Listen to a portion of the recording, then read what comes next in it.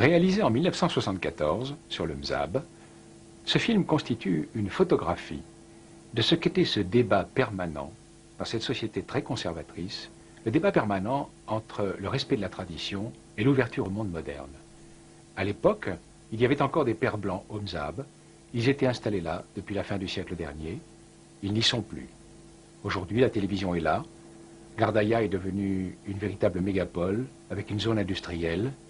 Et on trouvait déjà à l'époque, dans cette analyse, les prémices de ce que l'on peut voir aujourd'hui dans la société algérienne confrontée à l'islamisme et à l'irrédentisme berbère.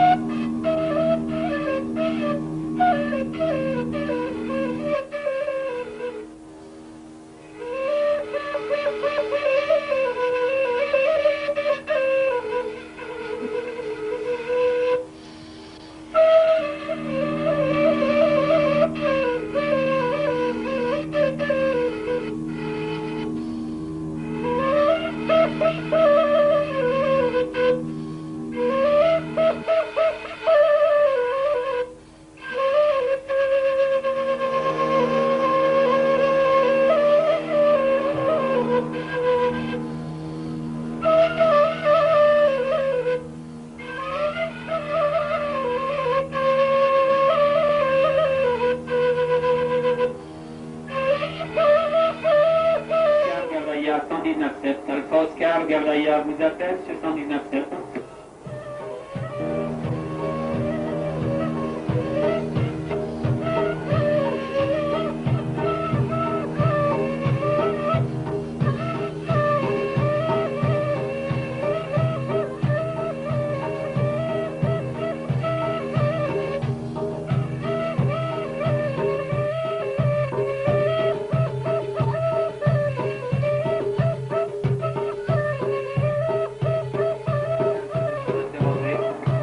Pression 963 963 millibars, le QNH hôtel 1015 de l'unité 0, l'unité 5, ok? Oui, j'ai bien reçu, merci.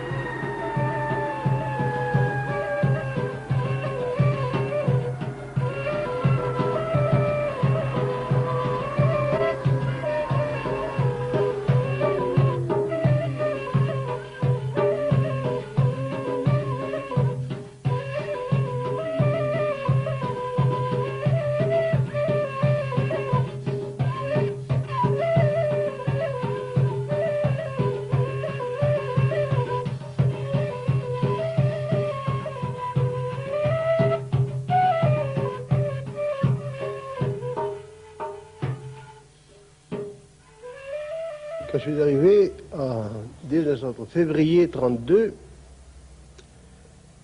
d'abord, je suis venu de la Guatte, c'est la piste à l'époque. Maintenant, on fait ce trajet-là, qui est approximativement le même, on le fait en 2 heures. Oui.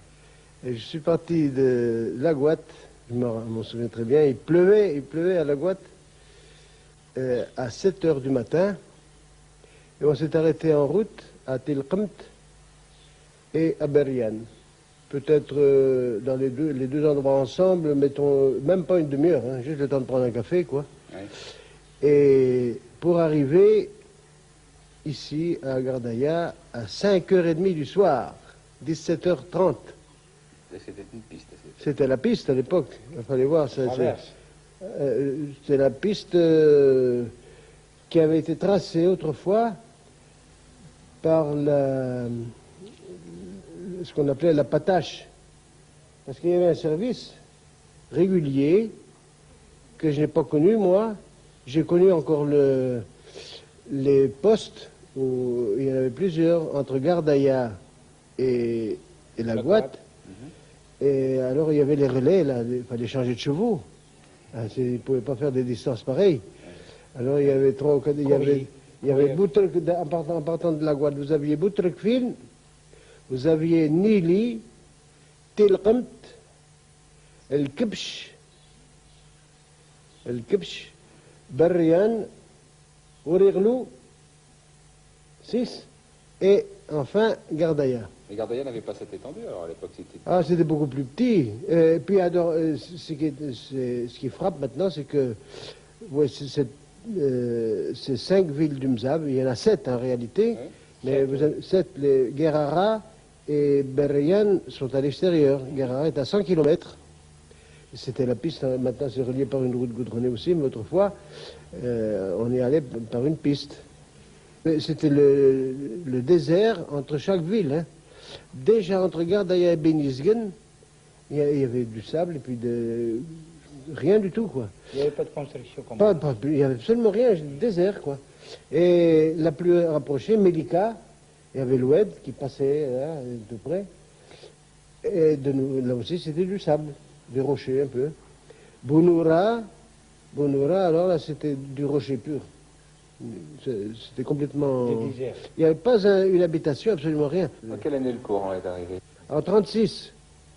C'est-à-dire qu'il était à Gardaïa avant. Hein. En 32, quand je suis passé, moi, ils finissaient l'installation électrique. Donc l'installation du téléphone a suivi assez peu l'installation du courant électrique, l'arrivée du téléphone.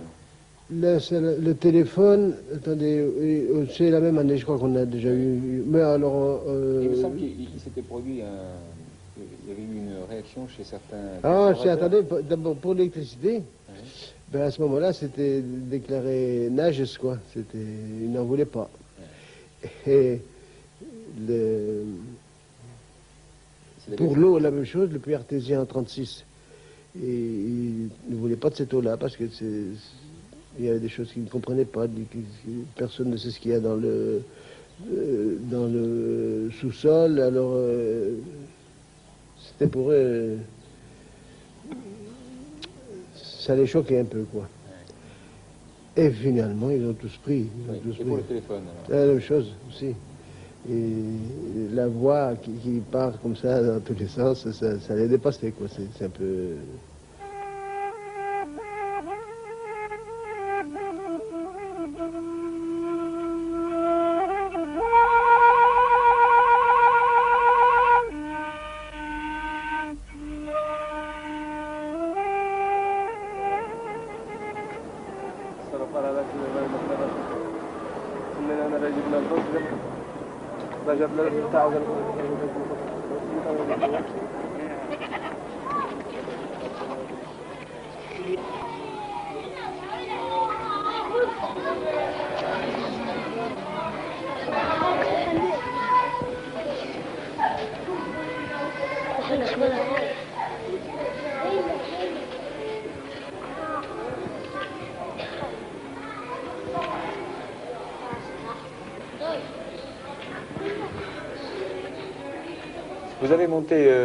Vous avez monté une école ici de toute façon. Alors, quand je suis arrivé ici, donc en février 32, il y avait en tout et pour tout 90 élèves.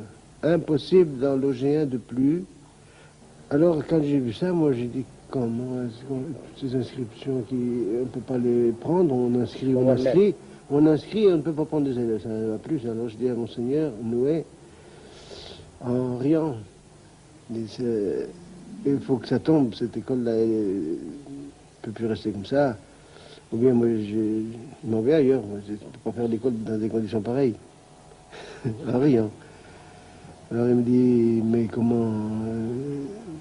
c'est beau tout ça, maintenant, avec quoi? On n'a pas d'argent et tout ça. Ah, je dis, monsieur, moi je ne veux pas d'argent, c'est ça qu'il faudrait faire, quoi. Et puis,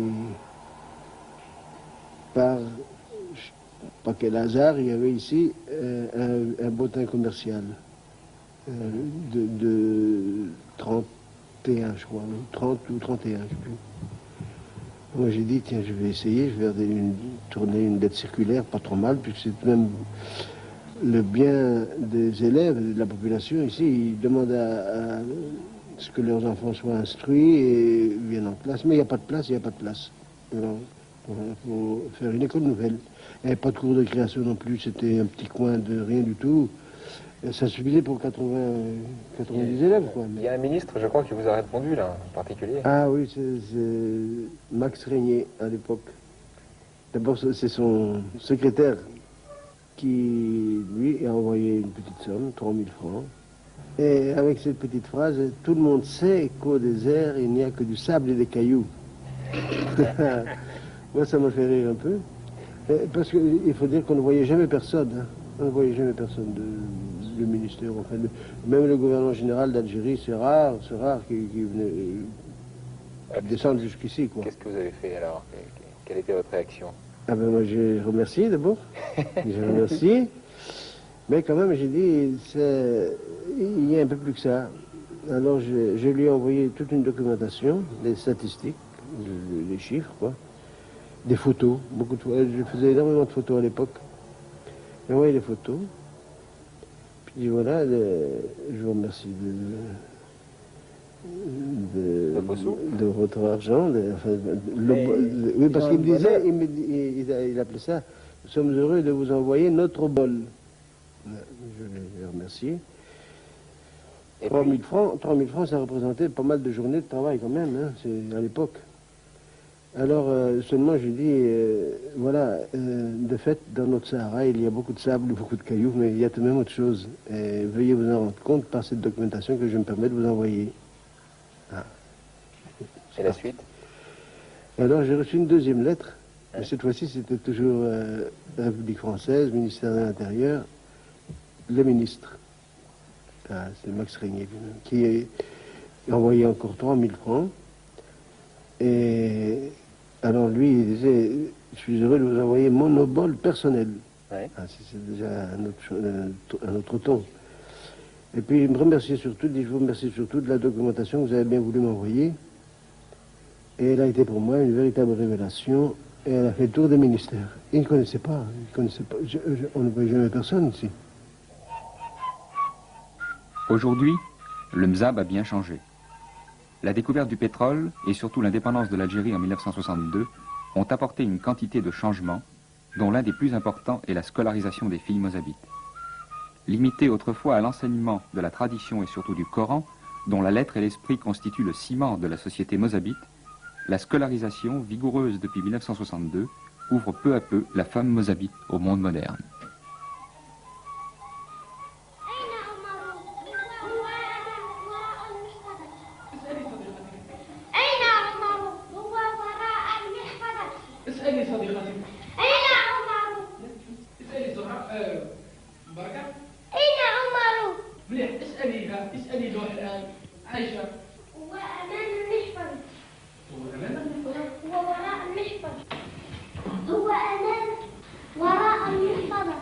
Tu t'appelles comment, toi? Zia René. Bon. Et tu es à l'école ici? Tu vas à l'école? Oui. Quelle école? Collège d'enseignement polytechnique, FI. À Gardaïa? Oui, à Gardaïa. En quelle classe? En 6e. 6e. Et qu'est-ce que tu apprends? Qu'est-ce qu'on apprend ici, en 6e? Quel est le programme? Les mathématiques, Oui. les sciences, Oui. appliquées à l'alimentation, Oui. sciences de l'hygiène, Oui. sciences naturelles, Oui. français, Oui. l'arabe. Et tu espères aller... Tu veux continuer encore? Tu espères continuer un petit peu? Oui. Jusqu'à quel âge? Je sais pas. Tu sais pas, le plus possible. Hein?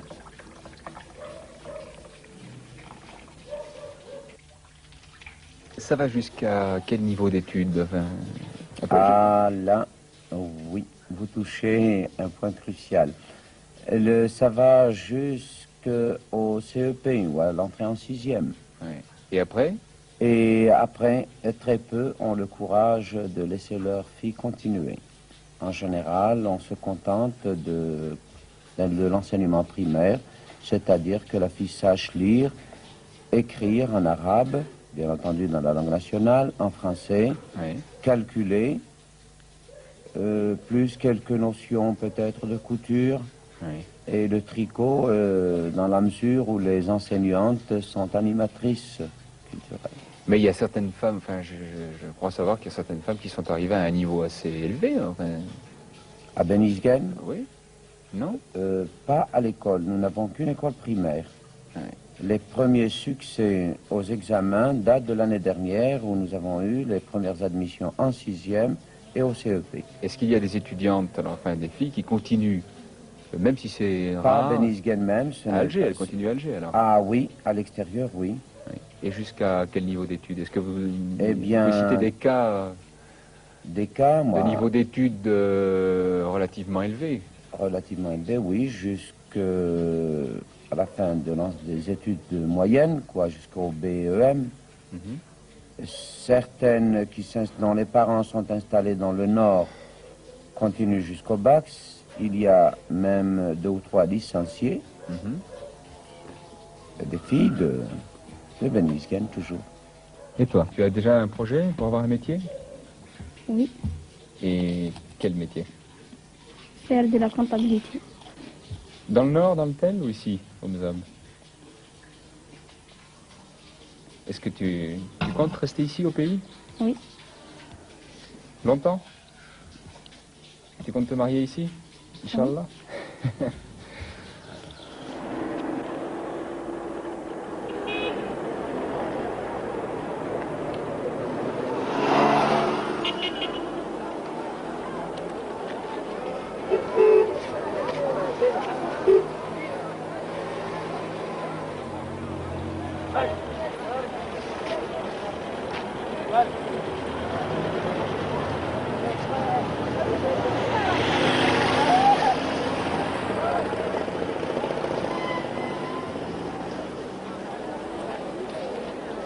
Rester au Mzab, et de plus en plus.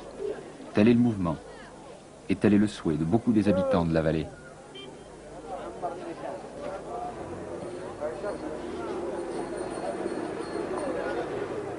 L'installation d'une zone industrielle à Gardaïa, la création d'emplois nouveaux, la vie dans l'oasis, la scolarisation. Dans le fond, tout est lié.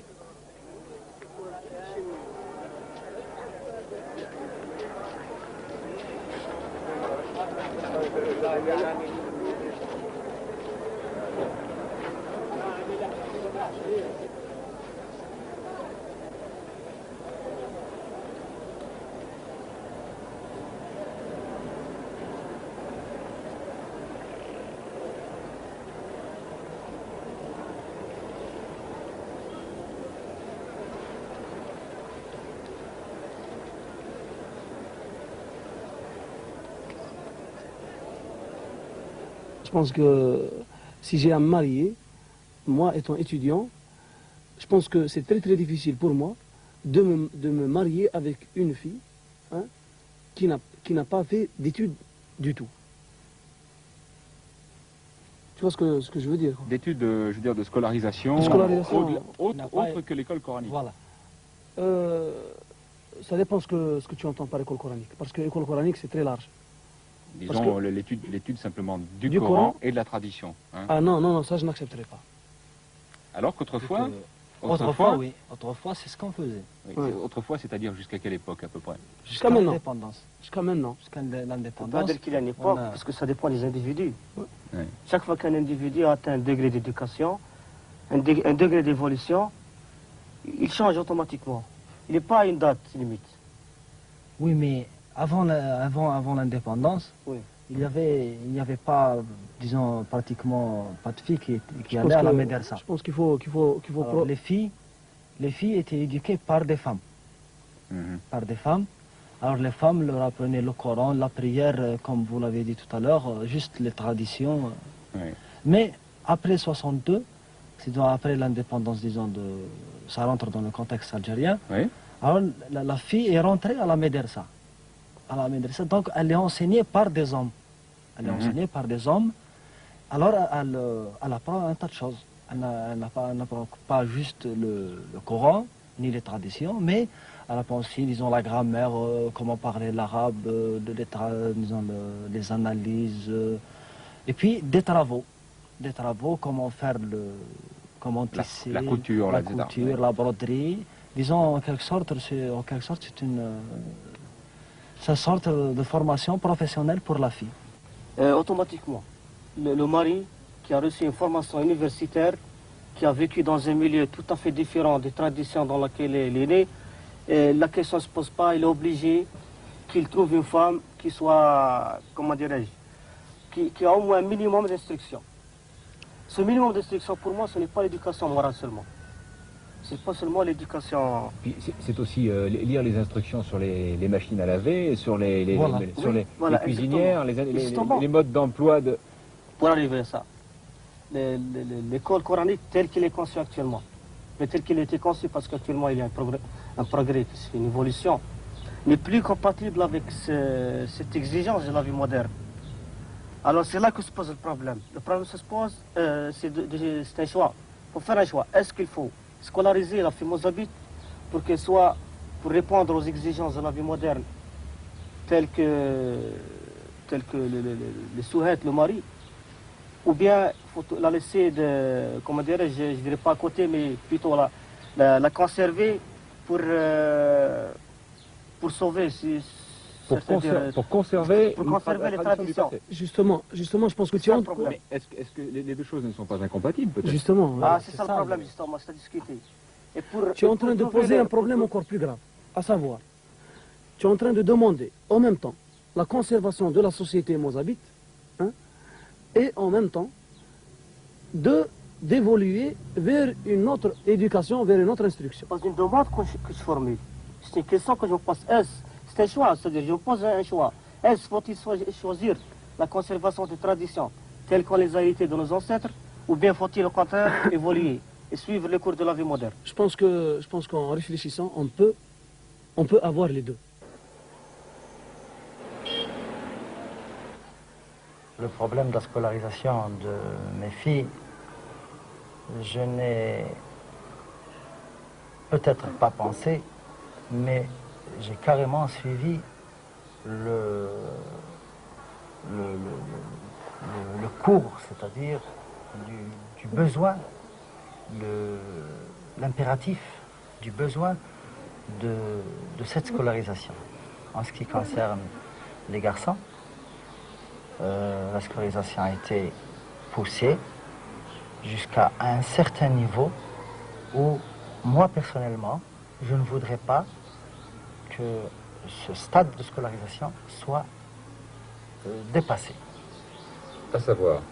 À savoir que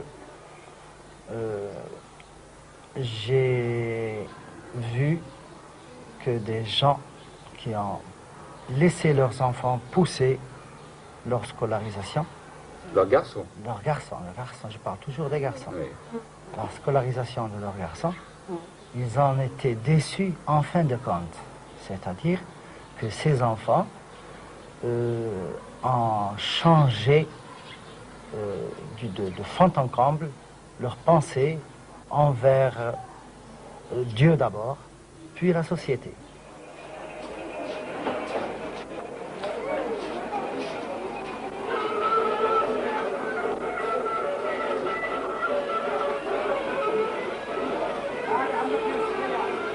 Ce qui m'intrigue le plus, c'est que ces enfants, les miens, ou ceux même de ceux qui végètent autour de moi, je voudrais que ces enfants ne perdent pas leur linge.